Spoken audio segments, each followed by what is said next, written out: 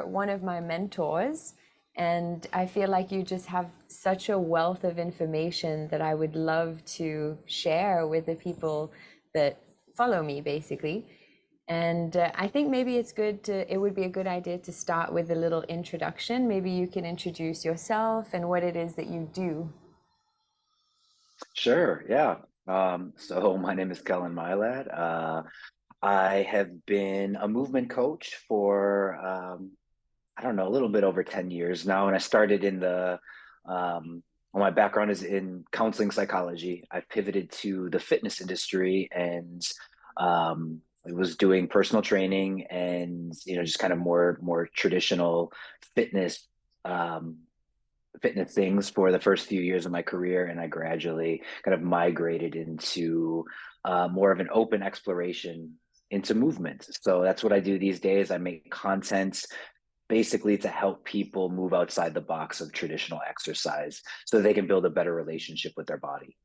Amazing. I know it's always awkward to have to introduce ourselves, but the movement that you do is mostly, do you call it primal movement or is it more free form? I steer away from calling it anything and putting it into a box as much as I possibly can. But in this day and age, you kind of, especially when you're trying to share a new concept with people, it's helpful to kind of give them something to latch onto, give them a frame of reference for it. So I've called it primal movement, I've called it mixed movement, natural movement. These days, I don't necessarily call it any one thing other than movement and kind of leave it more open-ended because um, the approach kind of changes depending on the audience or the circumstances. So there's a lot of gray area there, so to speak. Well, I think one of the things I got from you the most was permission to explore my own way of moving, as opposed to trying to fit into the exercise systems that I had been learning previously. And I just found it so wholesome because you weren't so strict about the structure of how to move and the shapes that you should be fitting into, and rather encouraged us to just play with different movement patterns that felt very natural and intuitive. And I'm super curious to kind of find out a little bit more about your shift from therapy and mental health, right? The world of mental health into a more movement oriented practice. Was there something that sparked that? There were a few things. I think early on in when I was just kind of venturing into the waters of the field of mental health, I was getting the sense that there were a lot of misconceptions around it, especially where I'm at. And at that time, I didn't know a lot of people who were going to therapy or really spending a lot of time thinking about their mental health proactively. So in those years, movement started to take on a different meaning to me. It became a practice that I could really lean on for support and really almost a form of therapy as I was going through some really challenging times in my life. So um, I didn't want to let that go. I didn't want to spend my career in a small room with I just had this fear of like spending my career doing therapy in a small room with uncomfortable chairs and fluorescent lighting and not really getting anywhere because there are so many misconceptions around mental health, or at least I think that's changing. But at the time, people were coming in with very um, common and the psychological challenges and issues, but they were defaulting to like looking to me for the answers or medication. Um, and it was, from my understanding, like this process is about navigating a process and coming to your own answers, working with someone to come to your own answers. So that perspective really informs how I approach movement and coaching. It's such a huge part of wellness. I feel like the movement and the mental health interlink in such a powerful way. it kind of has to be taken into consideration. But how did you get to your way of moving? Did you start with conventional practices and then thought, oh no, this is not for me, I'm going to kind of find my own way of doing things? Yeah, it definitely started in conventional spaces. I've been doing fitness things since um, my early teenage years, and I was overweight as a kid and um, latched onto fitness very early, and was all in after I lost weight and changed my body, and that came with kind of this renewed sense of confidence. So I was like on board with fitness pretty early. And at that time, it was more of a bodybuilding approach. And then throughout the years, it was an evolution into different styles of fitness, and different approaches. Some were a better fit than others, but I look back at that journey and all those experiences and see that they all have value. Um, so and I still draw upon them. Um, so you kind of mentioned this idea of like, I'm in this space really encouraging people to be a bit more free in their movements. And really, what I'm trying to do is help bring more balance to the picture. It's not about saying don't have any structure and ditch everything and just move freely and play. That would be an absolute disaster. But what I've noticed is that people are really, especially when it comes to movement and in many other aspects of life, it's confined to a box of assumptions and rules and kind of cultural norms. And I want to encourage people to question those norms and get outside the box where it's applicable, and find a balance between having structured guidance and plans and programs, being disciplined, and all those things that we commonly talk about in fitness, but then also balancing that with some softness, being able to explore movement and use movement as a tool to heal your body, connect with play and creativity, and some of these other benefits and aspects of movement, which are a bit more underrepresented.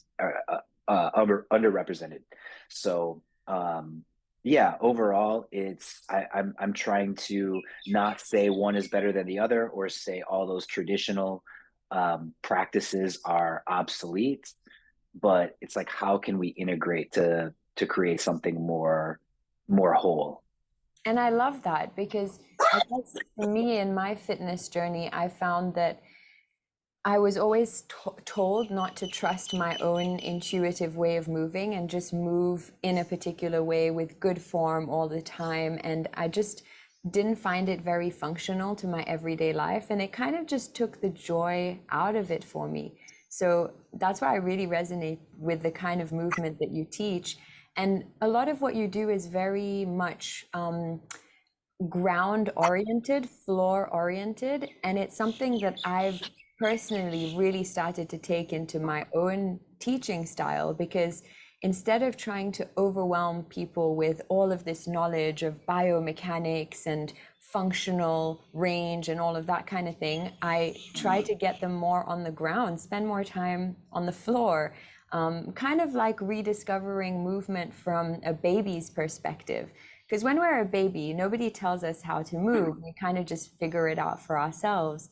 And there's something about the way that you encourage movement that creates a framework for that, learning how to develop our core strength again, learning how to crawl, learning how to roll, get up and down from the floor. So can you kind of speak on that a little bit? Absolutely. So there's so many different angles that I could take on this. And you did touch upon a big piece, which is kind of this developmental process that we go through as humans, Mother Nature's design, if you will, where we're kind of getting this real time movement education through existing, through being babies and just learning to navigate the world. Um, so I guess my perspective on it is that we tend to be a very especially in today's day and age, there's so much information out there, and we're very like, and I think as adults, we're encouraged to be very cerebral and have to like think about things like step by step and operate in checklists and this tends to make movement really mechanical.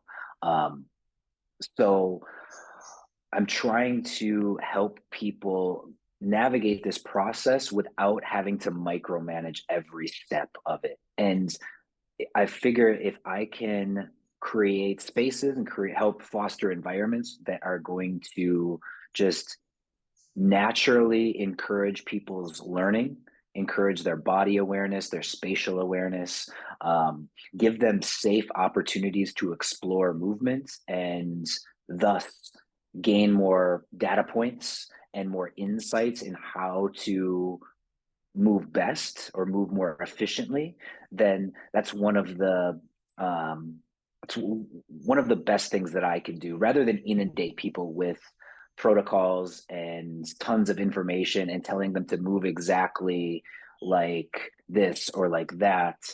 Let's just create an environment where you can find your own answers. And that goes back to what I was saying about counseling and mental health.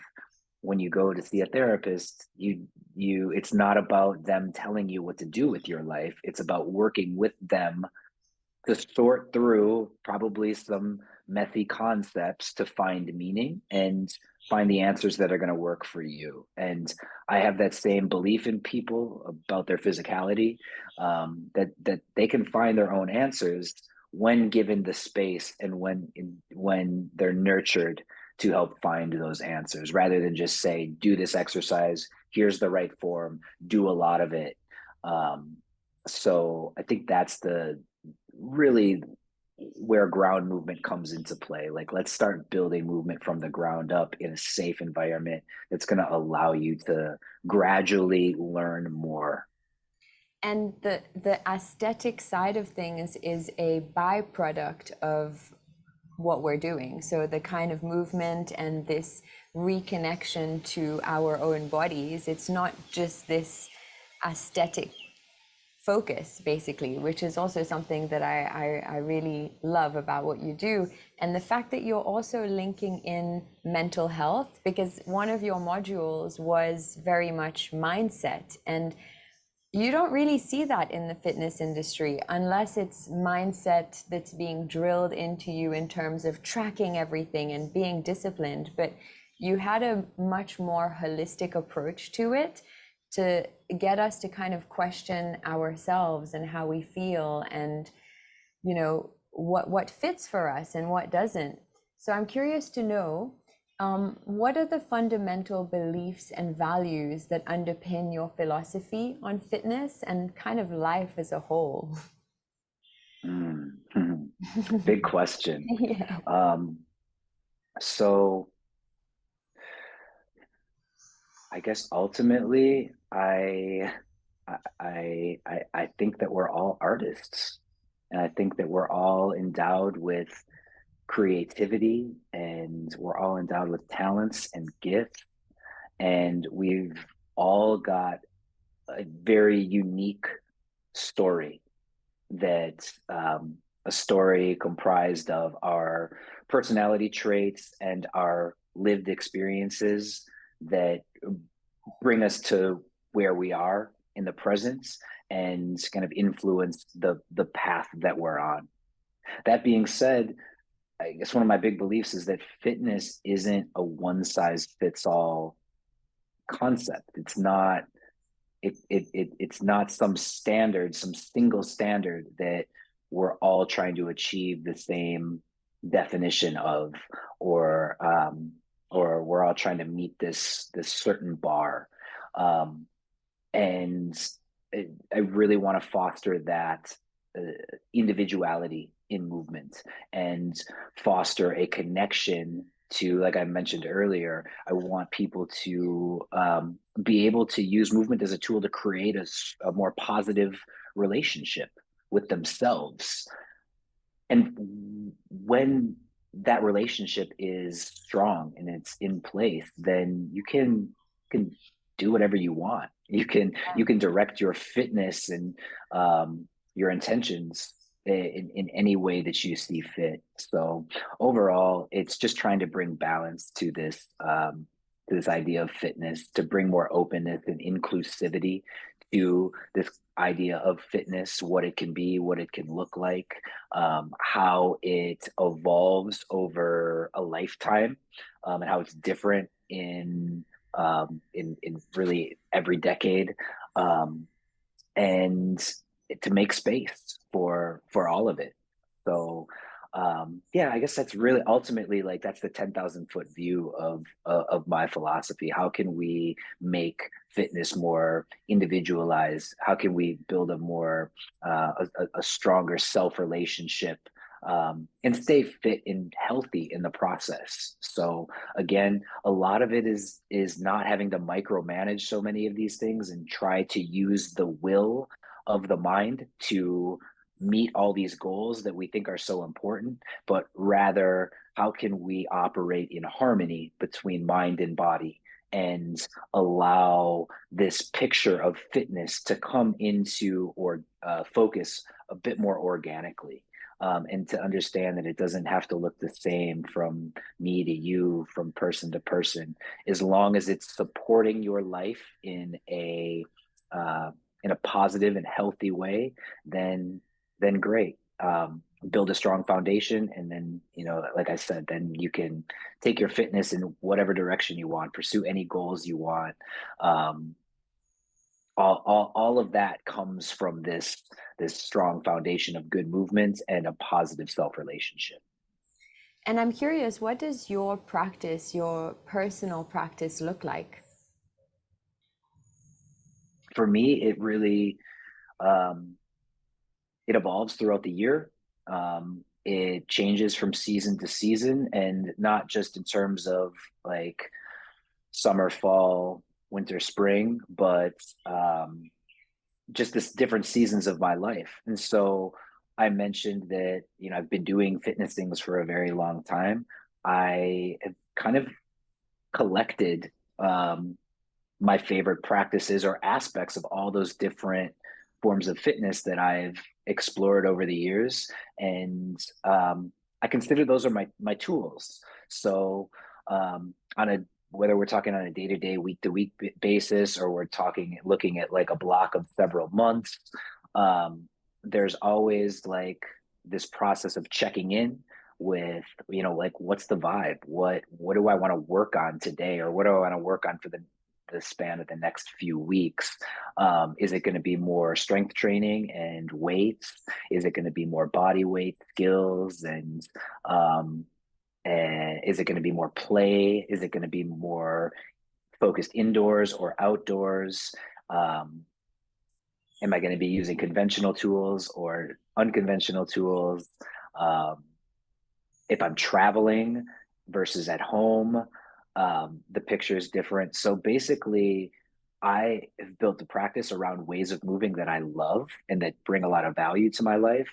But how I integrate those practices is largely dependent on the season that I'm in. Mm. So, and that's what I encourage with the people I work with. And that's, again, that's a very unique picture. That depends on a myriad of factors, but it's really fun to kind of sort through that and get people thinking in that way rather than just like, here's my routine that I do, Monday through Friday, January through December. Ticking a box.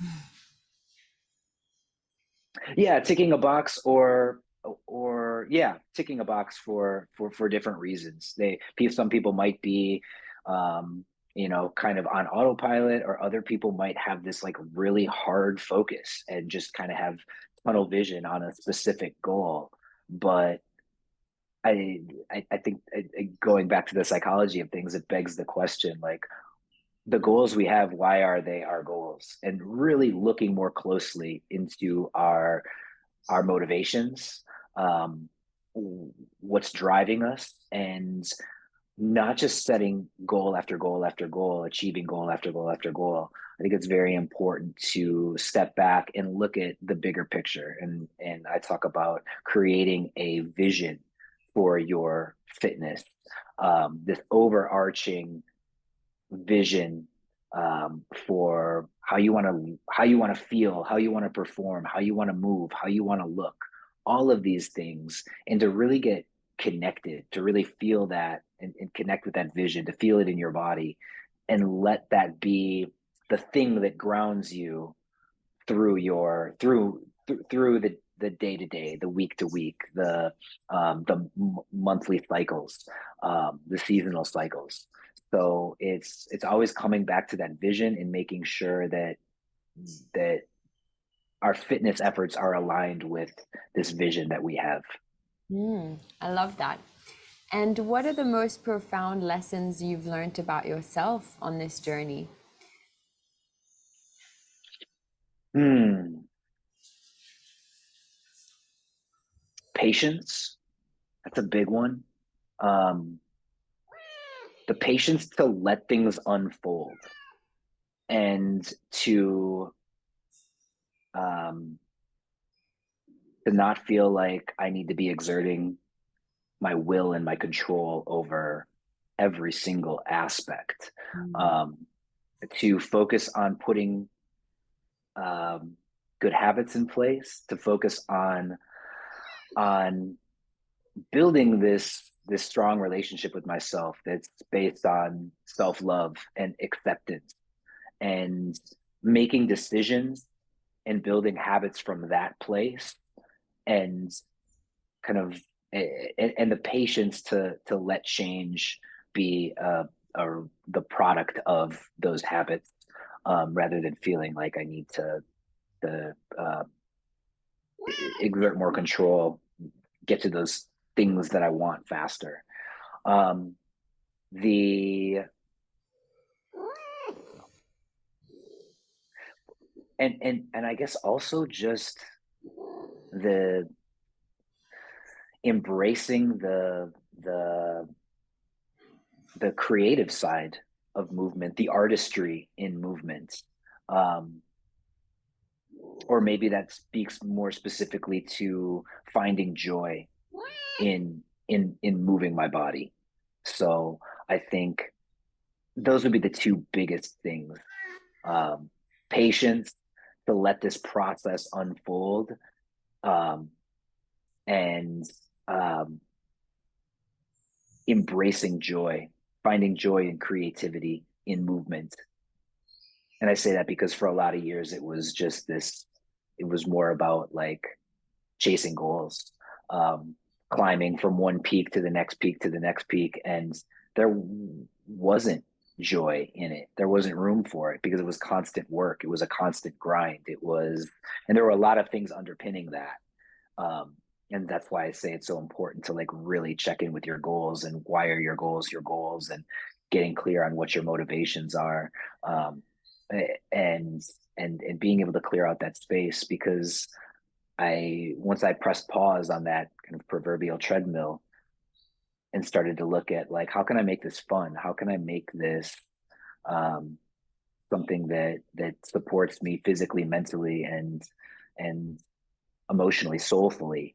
Um, movement became something more than just exercise.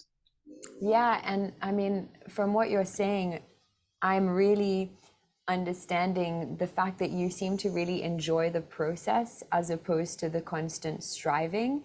And I think that's why I was so attracted to what you're offering, because the fitness industry, the majority of the fitness industry tends to make us feel like we're not doing enough, we're not enough, and we've got to constantly be chasing these goals. And it's coming from such a place of lack, which I have a lot of trouble with because, yeah, I mean, we're already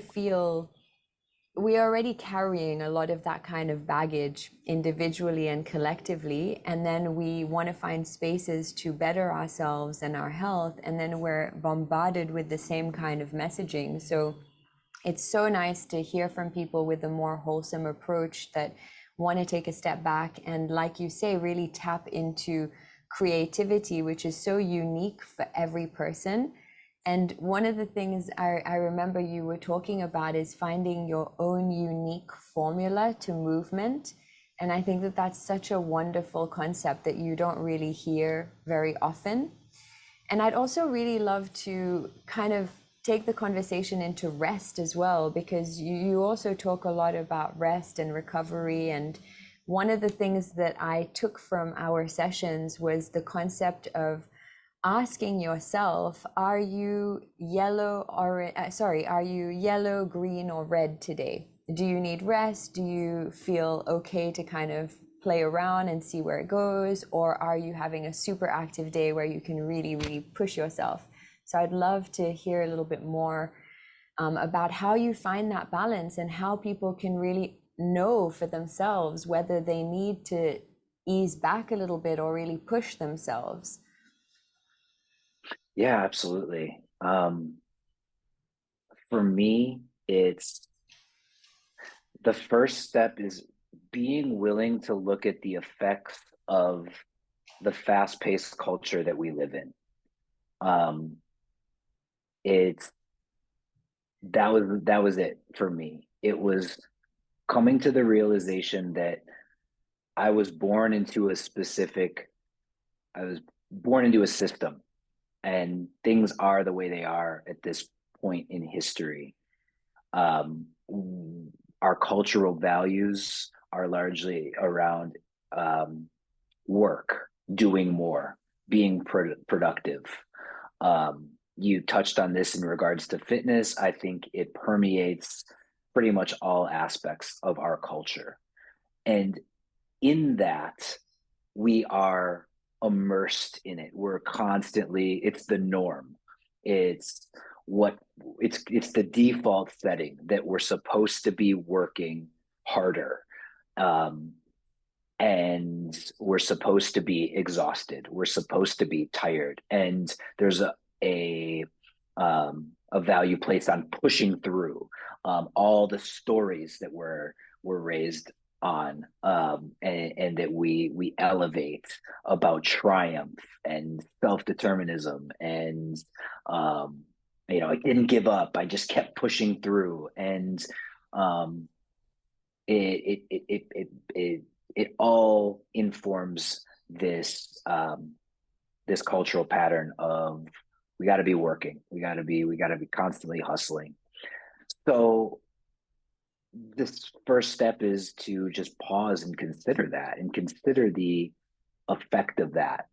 Um, and I think fitness is a really very tangible place um, to start to make some changes, um, if that message or if that line of thought resonates.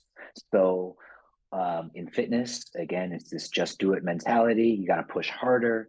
And the thing is, like, this is not untrue. You do need to challenge yourself. You do need to push yourself.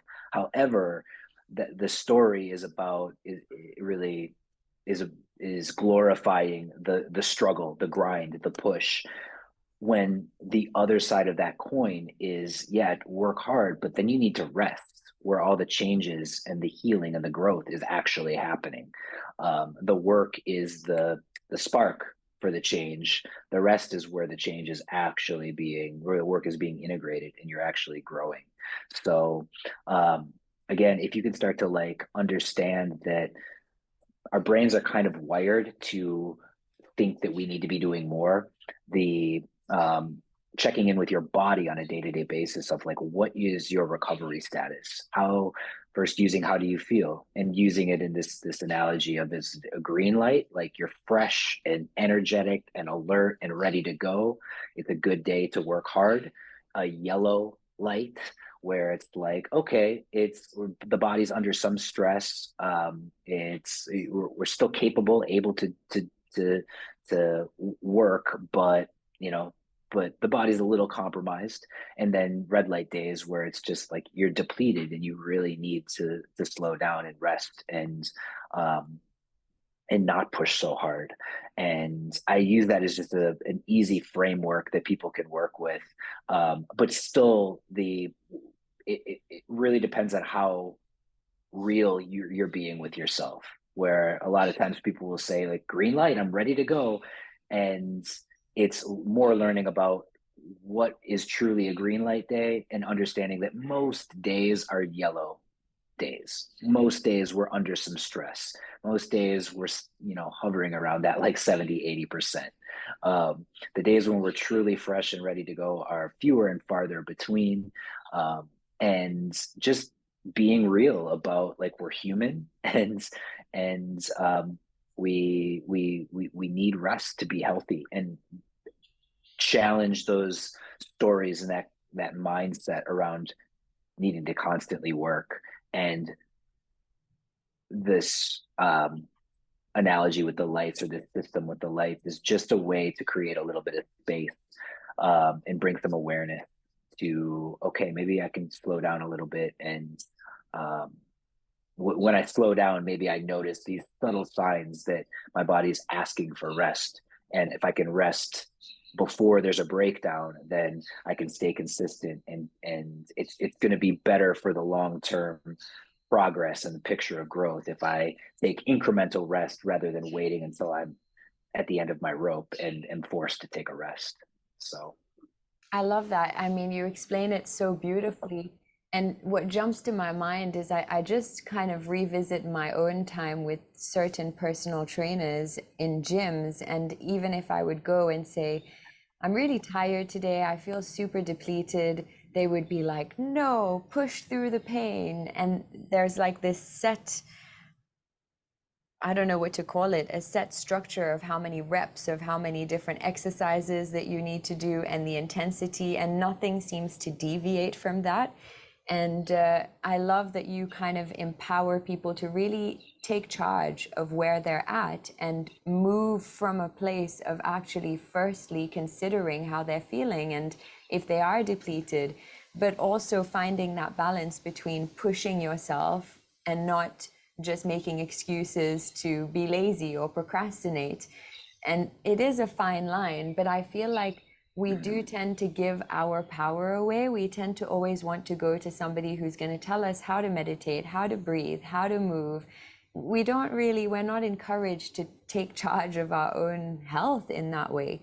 So I think your message is so, so important. And another thing I really wanted to ask was, for somebody who's starting off this journey or who wants to maybe break free of certain confines or restrictions rather that we find in the fitness world or exercise systems or even the wellness industry, is there anything that you might want to flag or shed light on, things that maybe we should just be mindful of or pay attention to when they come up?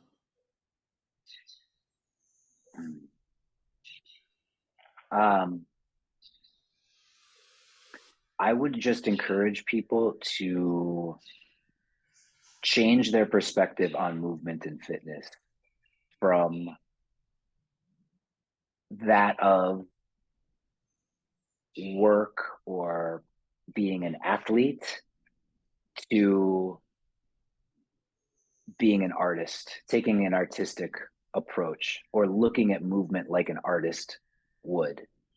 Um, and again, it's not that one is better than the other. It's not right or wrong. It's the integration and creating a more balanced and complete picture of our fitness and our self relationship and eventually life. Um, so I think these softer concepts aren't as embraced, and so how can we? But they are. If you look at any kind of art, they're revered. Mm. Um, no one can. The beauty of art is it lies in the expression. So you can get instruction on techniques, but but to be an artist is to really take that information, learn those techniques, practice those techniques, but express them through your own individuality. And it's all in the in how you express them. So I would encourage people to create some space for themselves to not just go through the motions of exercise, but to explore movement and how it can be expressed. Um, and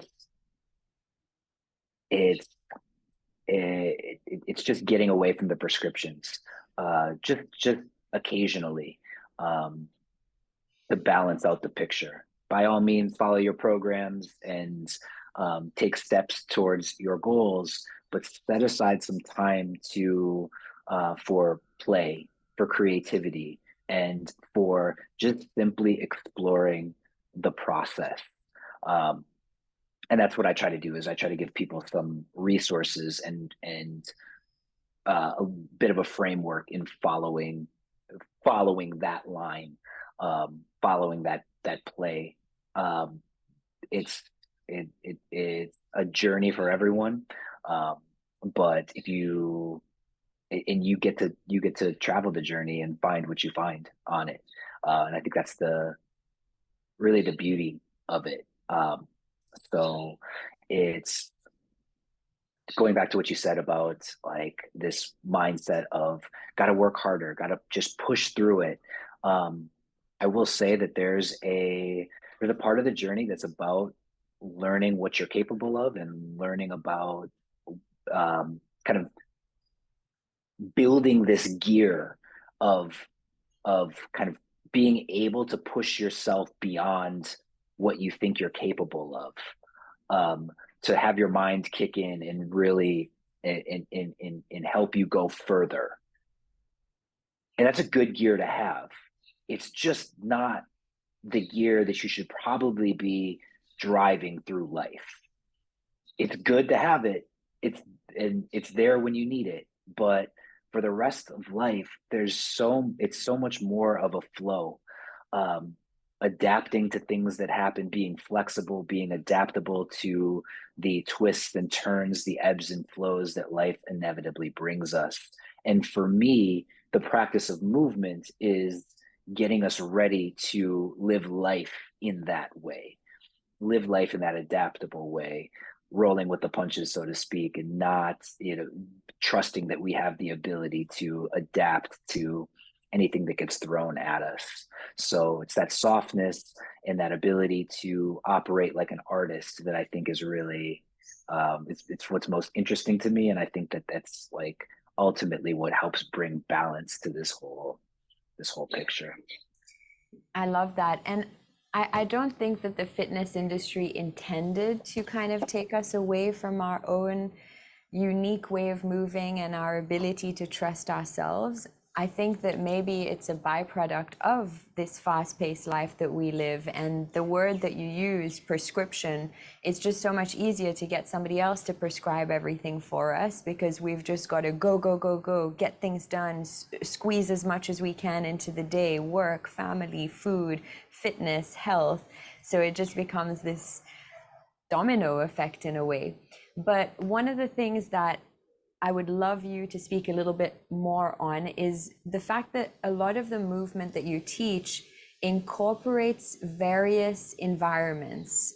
You encourage people to move in different environments, and I think that that is such a powerful thing as opposed to just in a gym or in a linear pattern. So can you speak more on this, and also play, the importance of play and what play actually means? Because I think a lot of people don't actually even understand what play means.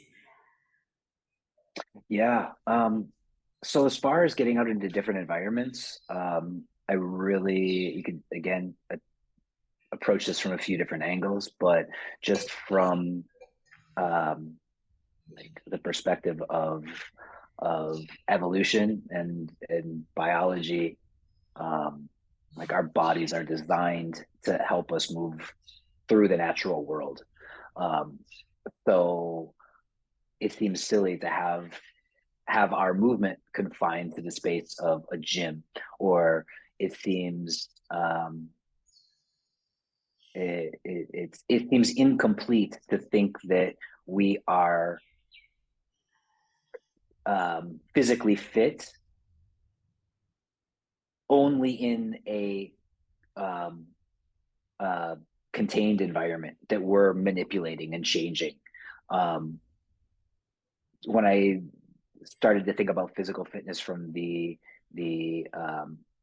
my ability to be out in the world and feeling capable to navigate different environments and have the confidence to go out into different environments and feel like I'm not out of place. That that was huge for me. So I think it's just very important, whether you're a nature lover or not. I don't know. You know, some people just don't call. They just like I'm not an outdoor person, or I think that's really a symptom of we just spend so much time in indoor controlled environments. But the idea that we're part of nature, not removed from nature, not above nature, not like existing next to nature, but we are part of this system. It just makes sense that we would be able to be out moving in natural spaces. And I just think that for most people, that has a very positive effect on their overall health, physically and mentally. So really important to get out into natural spaces. Doesn't mean that you need to like go off the grid and start from scratch, but to get out in nature and use your movement as a way of actually interacting with the world instead of just going through gym exercises. Really feel that's important. And um, this idea of play, I think it really stems from um, is in regards to movement, we're able to reclaim play when we do have that base of good movement and confidence in place. It allows movement to be fun, not we kind of can transcend any fear that we have, and when we can bring play back into the mix, it adds an emotional, positive emotional charge to the experience of movement. I'm not just doing this workout because I like how I feel afterwards. I'm when you're able to tap into play, that's when the connection to the feeling of joy really emerges. And that ability to play is really stems from having a comfort with your body and a familiarity with how to move. Um, and as kids, we foster this. It doesn't mean that you need to be the best mover, the strongest, the fastest, the most flexible, whatever. It just means that you feel comfortable in your body and confident and capable. So a lot of adults are so entrenched in work that they don't remember how to play. And I see this in groups when I ask adults to play, they often revert to acting like children. And that's not because that's their last association of play.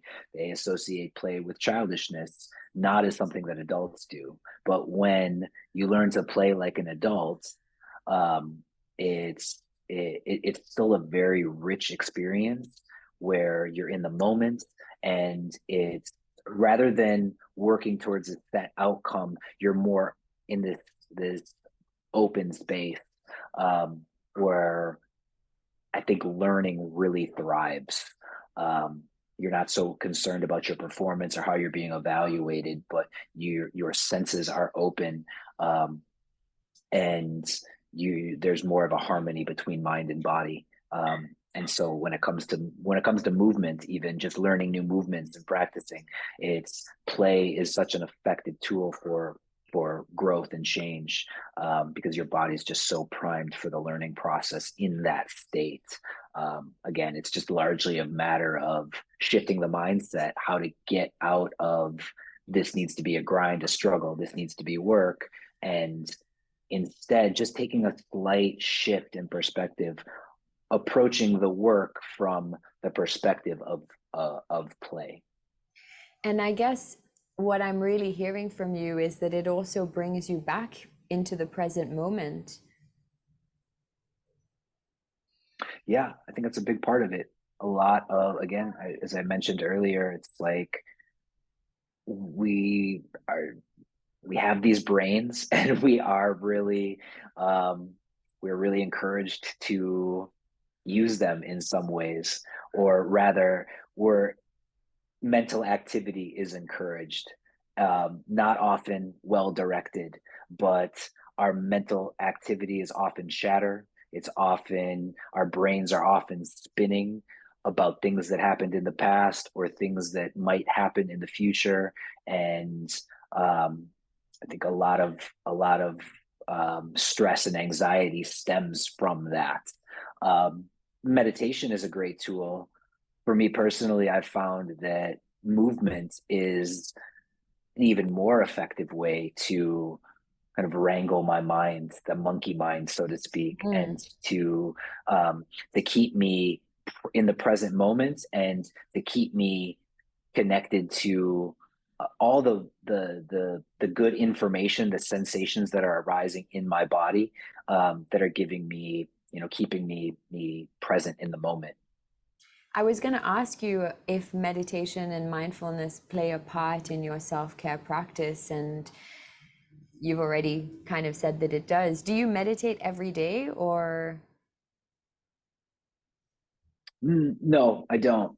It's not something that if it's, um, um, I think it's a tool, it's a practice, and if it works for you, great. Um, I I don't have these with, again, with so much information about health and fitness out in the world. I think that's another pitfall where people start seeing these different practices and feel like they need a box for Yeah. every practice, and they've got to like pack their schedule with these things. I think it's more about understanding the concepts and figuring out how you want to implement them in your life.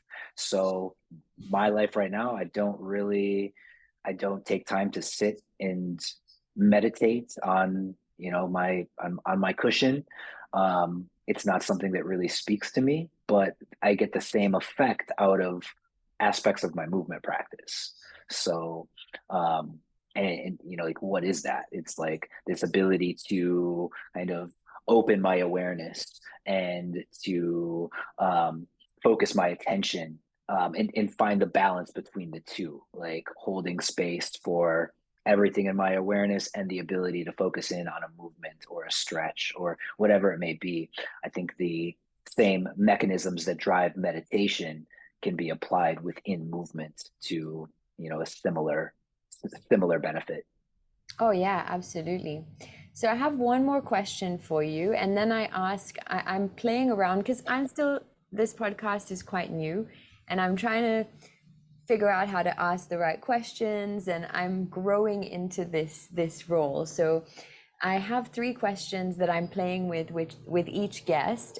But before we get to that, I would like to ask you, what advice would you give to someone who's looking to prioritize their physical and mental well-being, but does feel overwhelmed by the amount of information out there and the conflicting information? How would you encourage someone to start this journey? Mm.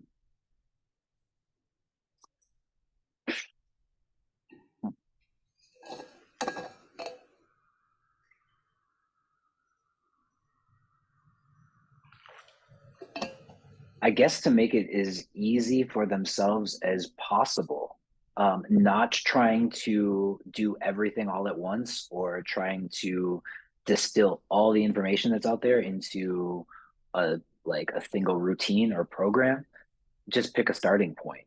Um, so like whatever you might gravitate towards, it might be, some people like a lot of structure and guidance, and there are fitness programs for that. Other people like just to be more consistent with something like an activity.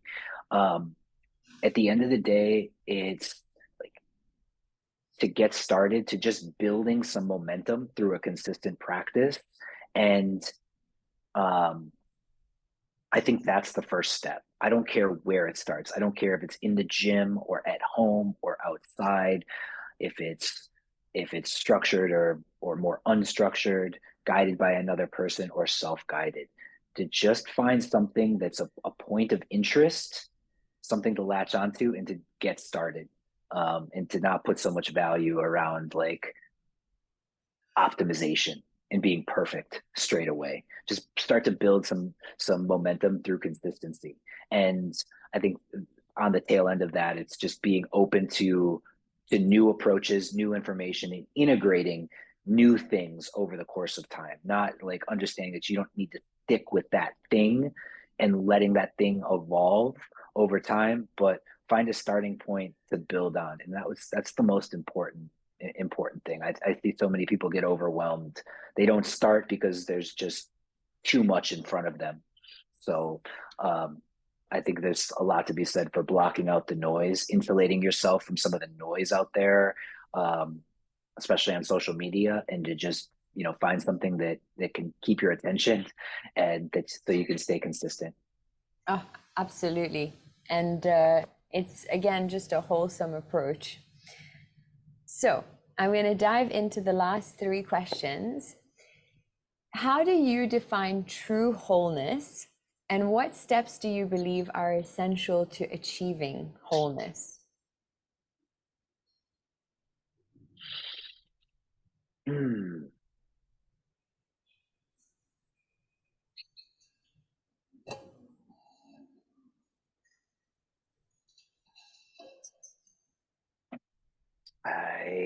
When I think of wholeness, I think of how can I care for my body, my mind, and my heart. And I maybe even on a bigger level than that, my soul or my spirituality. I think about all these aspects. I think about the things that kind of make me as an individual, but then also kind of like these things like um, the uh, the me that isn't just my ego or isn't just me, but is more collective, I guess. So that's this idea of wholeness. Um, I think reflects this duality that I'm a single person, I'm an individual, and I'm part of something bigger. Um, I'm a physical being. I have a mind. I have these thoughts and ideas. Um, I have emotions, and I think that's a really big part of wholeness, and one that we kind of downplay. Um, and there's also this spiritual side, and a side of me that acknowledges that after this life or this human form, like there's still something else. So I think that for me is the what I think of in terms of wholeness. Um, as far as what was the second part of the question? How to foster that? Yeah, how do you foster this? How do you cultivate wholeness?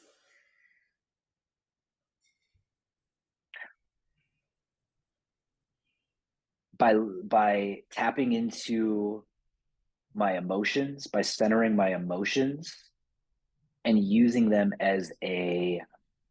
um, as a guide, as and really navigating this life by following what feels good. Um, I don't necessarily mean that in a hedonistic way, but I'm talking about like listening to my emotions, um, it, accepting them, not repressing them, expressing them, and um, kind of using them to inform my intuition about the moves I make in life.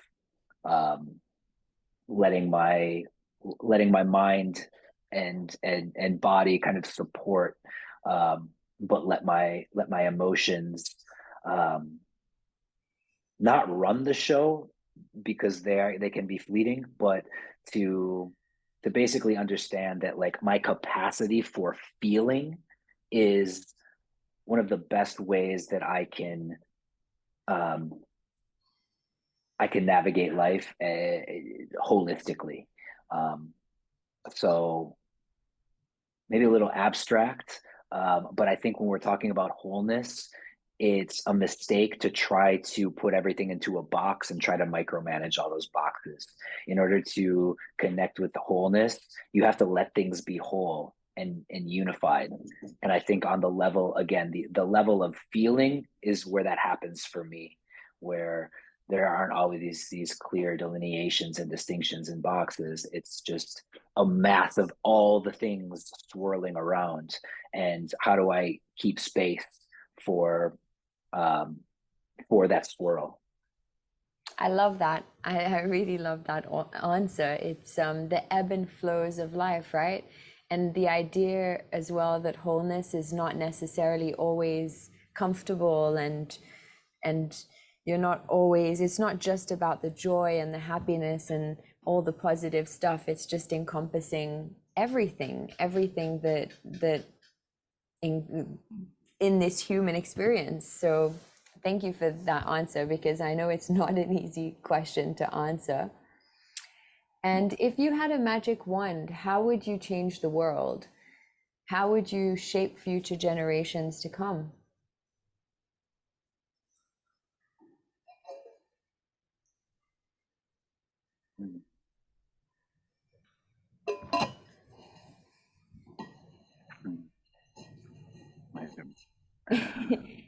I would I would want to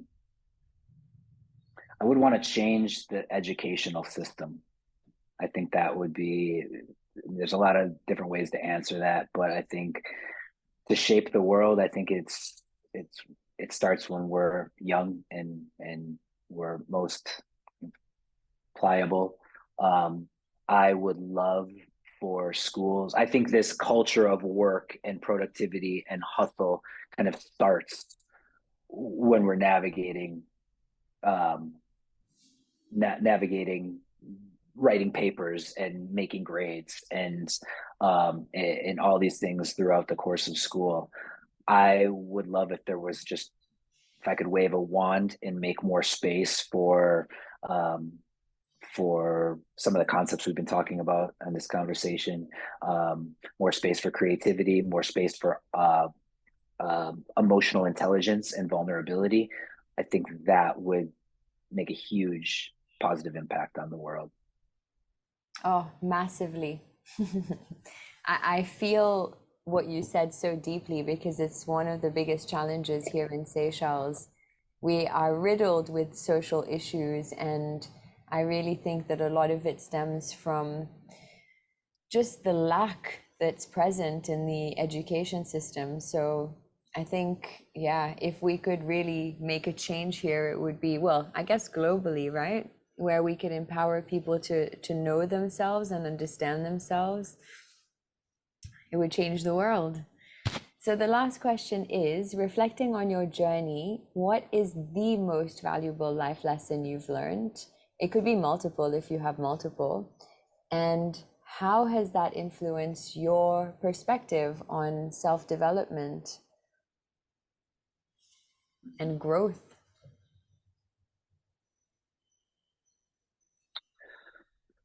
Mm.